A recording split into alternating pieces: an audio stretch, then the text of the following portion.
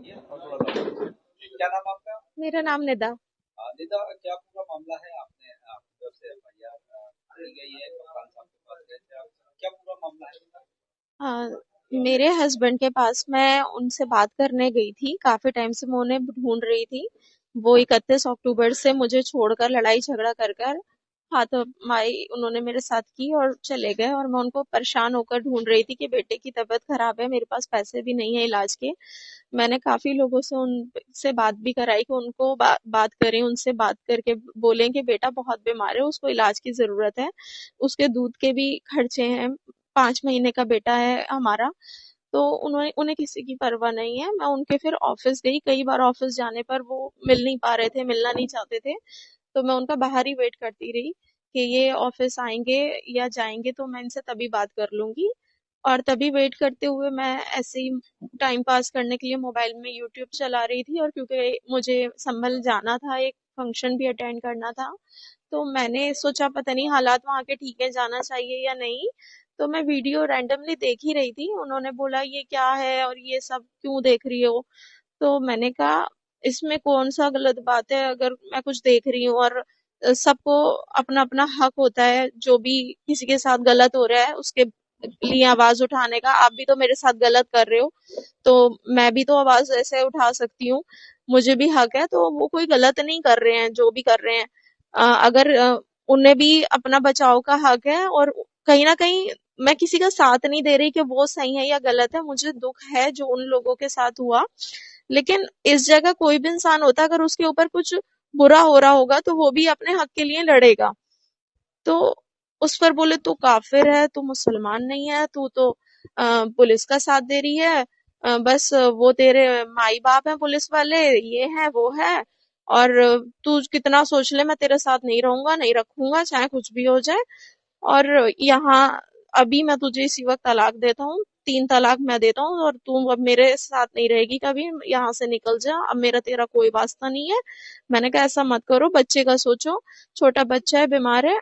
तो बोले बस जा, अब निकल, बस मेरा हो गया, बस तेरे साथ इतना ही था। तलाक देने की वजह क्या, पुलिस की प्रशंसा रही है? हाँ, यही वजह रही, और क्या वजह थी? मैं क्या ही बात कर रही थी। और अखबार में जब करिए कितना टाइम हुआ आपकी शादी हमारी शादी को इस 17 तारीख को पूरे 3 साल हो रहे हैं। को? बच्चे जी, मेरा बेटा है 5 महीने का। आपकी ये दूसरी शादी थी? जी, मेरी दूसरी शादी थी। मेरे पहले हस्बैंड अब नहीं है इस दुनिया में। मेरे पहले हस्बैंड से 3 बच्चे हैं।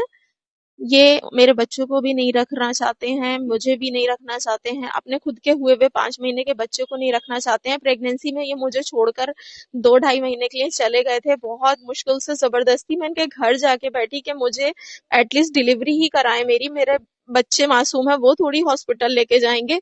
तो ये अपनी खाला के यहाँ छुपे हुए थे, तो 6 दिन में ये वापस आ गए। आपका ये भी लिखा है कि आप शादी करना नहीं चाहते थे वो आपसे, और जी। आपने पुलिस में कोई एप्लीकेशन दी उसके जी, आधार पर? शादी से पहले ये मेरे साथ गुड़गांव में मिले थे और इन्होंने मुझे जॉब के लिए बोला था कि बहुत अच्छी जॉब लगवाएंगे। इस मसले में हमारी बात होती थी और इन्होंने मुझे गुड़गांव में अपने यहाँ बुलाया था और मेरे साथ बहुत ज्यादा गलत किया था।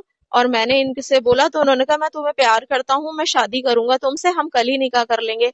और ये निकाह के नाम पर मेरे साथ गलत करते रहे। 2-3 महीने के बाद फिर इन्होंने मेरे से निकाह किया। जब मैंने इन्हें बोला आपने मेरे साथ बहुत गलत किया है, मैं इसके लिए आवाज उठाऊंगी, तब इन्होंने मेरे साथ निकाह किया।